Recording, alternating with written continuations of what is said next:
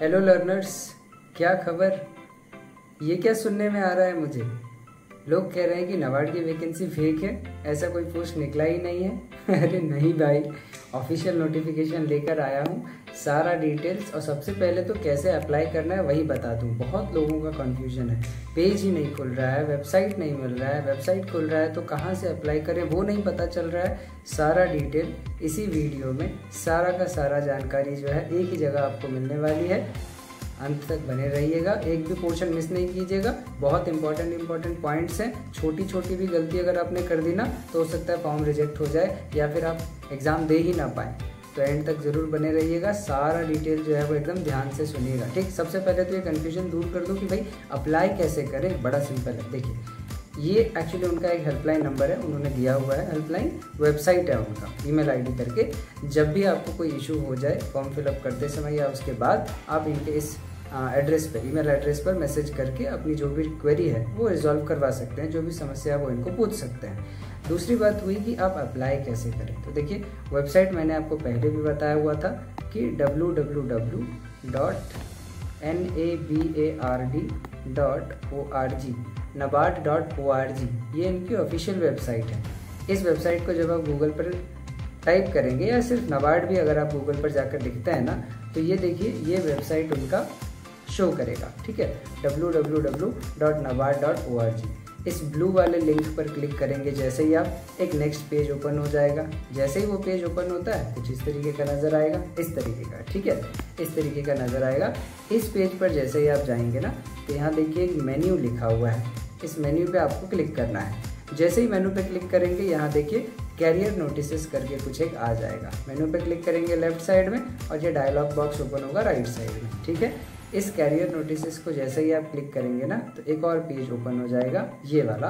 और इस पर आपको ये fake recruitment notices and appointment letters के बारे में एक जानकारी दी गई है। इसका मतलब ये नहीं है कि जो न्यूज़ आया था वो फेक है। नाबार्ड के नाम से और भी झूठे वैकेंसीज वगैरह निकलती रहती है, हो सकता है उनके बारे में इन्होंने लिखा हो। तो इसके नीचे आप देखिए एक क्लिक टू कंटिन्यू लिखा हुआ है, आपको यहाँ क्लिक करना है। इस पर क्लिक करेंगे तो ये वाली पेज जो है वो खुल जाएगी आपकी। और इस पेज में फिर आपको मिलेगा ये आपके काम की चीज़। यहाँ पर लिखा हुआ है recruitment to the post of office attendant in group C service 2024, जिस नोटिस के बारे में ऑलरेडी मैंने अपने शॉर्ट्स में बताया था आपको। ठीक है, तो यहाँ पर देखिए एक अप्लाई हियर का ऑप्शन है ना, बस इसी पर क्लिक करना है। जैसे ही आप अप्लाई हियर पे क्लिक करेंगे बढ़िया सा मैसेज आएगा आपके मोबाइल में, अगर आप मोबाइल से कर रहे हैं तो। This website is viewable in only in landscape mode. Landscape mode क्या होता है? देखिए, मोबाइल को आपने सीधा पकड़ा हुआ है, इसको पोर्ट्रेट मोड कहते हैं। मोबाइल को आप घुमा देंगे इस तरीके से तो वो लैंडस्केप मोड पे आ जाएगा। तो जैसे चिंता करने की बात नहीं है, ये ऐसा लिखा हुआ आएगा, लेकिन आपको मोबाइल को रोटेट कर देना है। ऑटो रोटेट ऑन कर दीजिए, मोबाइल घुमा दीजिए और उसके बाद पेज कुछ इस तरीके का ओपन हो जाएगा आपका। ठीक है, जैसे ही ये पेज ओपन हो जाए यहाँ देखिए click here for new registration, इस पर आइए, इस पर क्लिक कीजिए। जैसे ही इस पर क्लिक करेंगे इस तरीके का एक पेज आपका ओपन हो जाएगा। इस पे सारे डिटेल्स आपके फिल करने हैं। इसका थोड़ा नीचे आप अगर जब आ जाएंगे तो इस तरीके का एक लेआउट होगा। और जैसे ही आप सारे डिटेल्स भर देंगे सेव एंड नेक्स्ट का ऑप्शन आ जाएगा। डिटेल्स भरिए, सेव एंड नेक्स्ट कीजिए, फिर डिटेल भरिए, फिर सेव एंड नेक्स्ट कीजिए। सेव एंड नेक्स्ट करते रहना ज़रूरी इसीलिए भी है कि मान लीजिए बीच में आपका नेट चला जाए, फिर भी अगर आप सेव करके रखते हैं तो जहाँ तक आपने फॉर्म फिलअप करी होगी कम से कम वहाँ तक का इन्फॉर्मेशन तो सेव होकर रहेगा। तो सेव करते जाइएगा, नेक्स्ट करते जाइएगा। क्लियर? ये है ओरिजिनल जानकारी। तो इस तरीके से आपको फॉर्म को अप्लाई करना है। अब तो डर नहीं है ना, अब तो पता चला जेन्युइन है वैकेंसी। और कुछ लोग कह रहे थे 35,000 वाली बात भी झूठ है, वो भी झूठ नहीं है, प्रूफ के साथ दिखाऊंगा अभी मैं आपको, बने रहिएगा। देखिए, तो हमारा जनरल जानकारी आपको पता है 2 अक्टूबर से शुरू हो चुकी है, गांधी जयंती के दिन से शुरू हो चुकी। 21 अक्टूबर तक का समय हमारे पास है, लेकिन लास्ट तक वेट बिल्कुल मत कीजिएगा, अभी समय है, अभी ही फॉर्म फिलअप कर दीजिए। और उसके बाद एग्ज़ाम आपका कब होना है उसका भी डेट इन्होंने दे दिया है, 21 नवंबर को। ठीक, एग्ज़ाम ठीक आपके लास्ट डेट ऑफ सबमिशन के बाद 1 महीने के बाद आपका एग्ज़ाम जो है वो हो जाना है। तो तैयारी अच्छे से कीजिएगा। हालांकि डिफ़िकल्ट पेपर नहीं आता है, इजी पेपर होता है। पेपर कैसा रहने वाला है आगे चर्चा करते हैं। इसके बाद देखिए, ये आपकी वैकेंसी की लिस्ट है, कौन कौन से स्टेट में कितनी कितनी वैकेंसी है, कौन कौन से कैटेगरी में कितनी वैकेंसी है, सारा डिटेल दिया हुआ है। बाकायदा आप वीडियो को पॉज कीजिए, इसकी स्क्रीनशॉट ले लीजिए, ऑफिशियल नोटिफिकेशन का ही स्क्रीनशॉट है और यहाँ पर आप देख सकते हैं टोटल वैकेंसी 108 जैसा कि उन्होंने प्रॉमिस किया था। ठीक है, आगे देखिएगा, ये कुछ बैकलॉग वैकेंसीज वगैरह हैं जो उन्होंने इंक्लूड करके रखा हुआ है। ये महाराष्ट्र, उड़ीसा एंड यूपी के लिए है। थोड़े एडिशनल वैकेंसीज हैं बैकलॉग, पहले के इन्होंने फिलअप नहीं किए हुए थे, या कुछ और वैकेंसीज वगैरह हैं जो उन्होंने ऐड किया है। 2 इम्पॉर्टेंट इन्फॉर्मेशन निकल के आती है ओबीसी कैंडिडेट्स के लिए एंड जो ईडब्ल्यूएस कैंडिडेट होते हैं ना, जनरल में जो ईडब्ल्यूएस करवाते हैं उनके लिए है। क्या है, आप जब अपना ओबीसी सर्टिफिकेट बनवाएं या जब डॉक्यूमेंट वेरिफिकेशन के लिए जाएंगे ना, तो आपकी वो सर्टिफिकेट 1 अप्रैल 2024 के बाद की होनी चाहिए। याद रहा, 1 अप्रैल 2024 के बाद की। सिर्फ ओबीसी नहीं, ईडब्ल्यूएस सर्टिफिकेट भी फाइनेंशियल ईयर 2024-25 एंड 1 अप्रैल 2024 के बाद के इशू की होनी चाहिए। इस बात का ध्यान रखिएगा। अगर पुराना हुआ रिजेक्ट कर दिए जाओगे भाई साहब, तो ध्यान से अगला देखिएगा। ये जॉब प्रोफाइल है। आप जब जॉब के लिए सिलेक्ट हो चुके होंगे तो आपको काम क्या क्या करना होगा ये भी तो पता होना चाहिए ना। अच्छा जॉब है बहुत, क्योंकि 10th पास वालों के लिए है तो लगभग उसी प्रकार का जॉब है, लेकिन ऑफिशियल जॉब है। ऑफिस में रहकर आपको काम करना है। आप देख लीजिए एक बार क्या क्या आपको काम, फाइल इधर से उधर लेकर जाना है, मैनेजमेंट की थोड़ी बहुत काम आपके पास होगी, जो भी आपके जो सीनियर्स ऑर्डर देते हैं उन ऑर्डर्स को फॉलो करना होगा वगैरह वगैरह, कुछ इसी तरीके का आपका काम रहने वाला है। आगे चलते, एलिजिबिलिटी क्राइटेरिया क्या है, कितनी पढ़ाई करे होंगे जो आप इस एग्ज़ाम को दे सकते हैं। तो शॉर्ट्स में भी मैंने आपको बताया था 10वीं पास अगर आप हैं तो आप इस एग्ज़ाम को दे सकते हैं, लेकिन अगर आप ग्रेजुएट हैं, अगर आपकी ग्रेजुएशन हो चुकी है या आपकी हायर क्वालिफिकेशन है, उससे भी ज़्यादा आपकी अगर क्वालिफिकेशन है, तो आप एलिजिबल ही नहीं हैं, नॉट एलिजिबल टू अप्लाई। आप अप्लाई करने के लिए एलिजिबल ही नहीं हैं। तो ग्रेजुएशन वालों, पोस्ट ग्रेजुएशन वालों, क्षमा, सॉरी, ये जॉब आपके लिए नहीं है। केवल 10th एंड +2 जिन लोगों ने करा हुआ है या जो अभी भी ग्रेजुएशन में हैं, जिनकी ग्रेजुएशन कंप्लीट नहीं हुई है, 3rd ईयर फाइनल ईयर में भी हैं, वो भी दे सकते हैं। बस जो ग्रेजुएटेड हैं और जो पोस्ट ग्रेजुएट हैं वो नहीं दे सकते हैं। तो ध्यान रखिएगा ज़रा इस बात का। अगला, एज लिमिट क्या रहेगी आपकी, कम से कम 18, ज़्यादा से ज़्यादा 30, ये आपकी एज लिमिट रहने वाली है।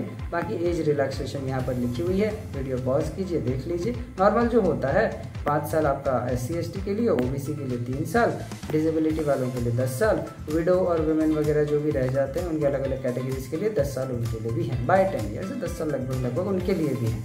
आगे देखते हैं, इकोनॉमिकली वीकर सेक्शन कौन है, पढ़ लीजिएगा ज़रा इसको।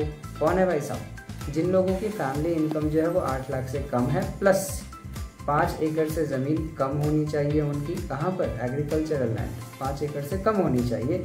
रेसिडेंशियल फ्लैट 1000 स्क्वायर फुट या उससे ऊपर है तो आप EWS में नहीं आते हैं।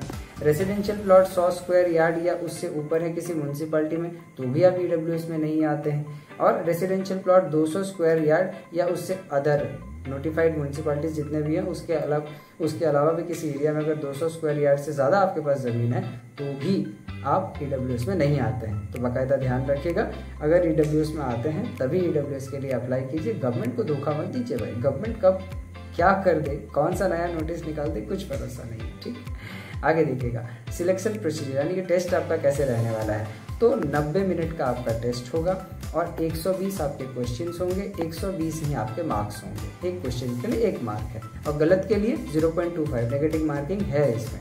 और आपके सब्जेक्ट हैं reasoning, English, general awareness and numerical ability यानी मैथमेटिक्स। सब्जेक्ट भले ही 4 हों लेकिन सवाल इजी आने वाले हैं, बहुत डिफिकल्ट सवाल इसमें नहीं होंगे। 10th लेवल के सवाल हैं, शायद उससे भी छोटे, उससे भी कम सवाल आने वाले हैं, उससे इजी लेवल के सवाल आने वाले हैं। अगला देखिएगा, जब आप क्वालिफाई कर जाएंगे पिछला वाला टेस्ट जो कि ऑनलाइन मोड में होगा, तब आपको LPT यानी कि लैंग्वेज प्रोफिशिएंसी टेस्ट के लिए बुलाया जाएगा।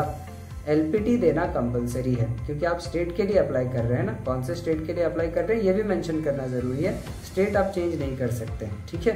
तो लैंग्वेज प्रोफिशिएंसी टेस्ट आपको देना होगा। प्रोफिशिएंसी का मतलब क्या है, आपको वो भाषा लिखनी आनी चाहिए, बोलनी आनी चाहिए, समझनी आनी चाहिए, पढ़नी आनी चाहिए। ये चारों चीज़ें क्लियर कट टेस्ट होगा उसका बाकायदा। हालांकि ये क्वालिफाइंग इन नेचर है, इसके मार्क्स आपके मेरिट लिस्ट में ऐड नहीं होंगे, बस वो चेक किया जाएगा आप इसे क्वालिफाई करते हैं या नहीं करते हैं। इतनी बात ध्यान में रही, ठीक है। ये मैंने आपसे जैसे कहा था कि एक नेगेटिव मार्किंग भी होता है 1/4 यानी कि 0.25 मार्क्स आपके काट दिए जाएंगे अगर आपने नेगेटिव अटेम्प्ट लिया है तो।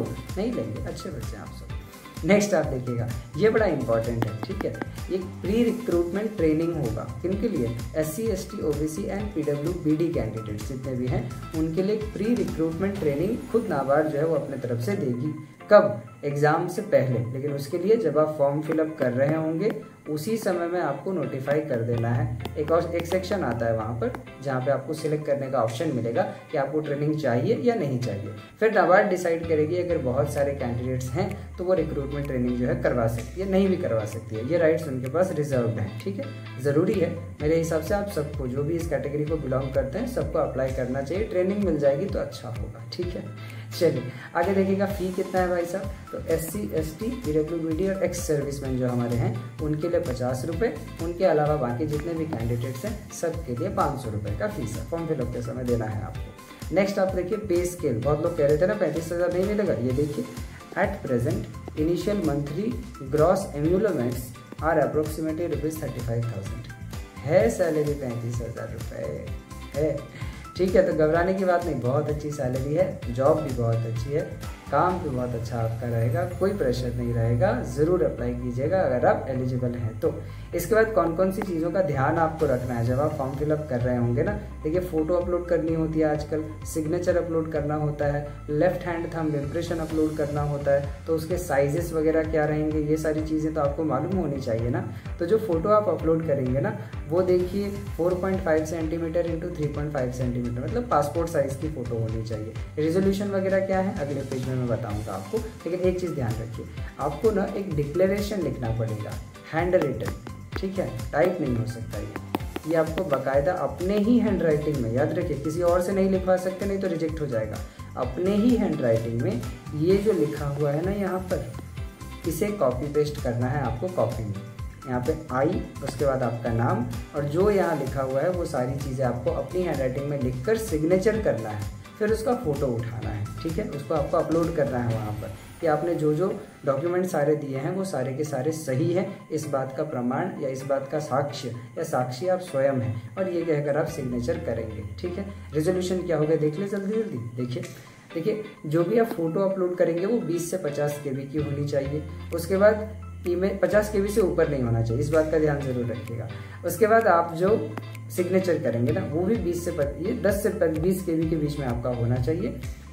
साइज ऑफ द फाइल किसका, हाँ 10 से 20 KB का होना चाहिए आपका लेफ्ट सिग्नेचर, एंड 20 से 50 KB आपका होना चाहिए थंब इम्प्रेशन। इस बात का खासा ध्यान रखिएगा।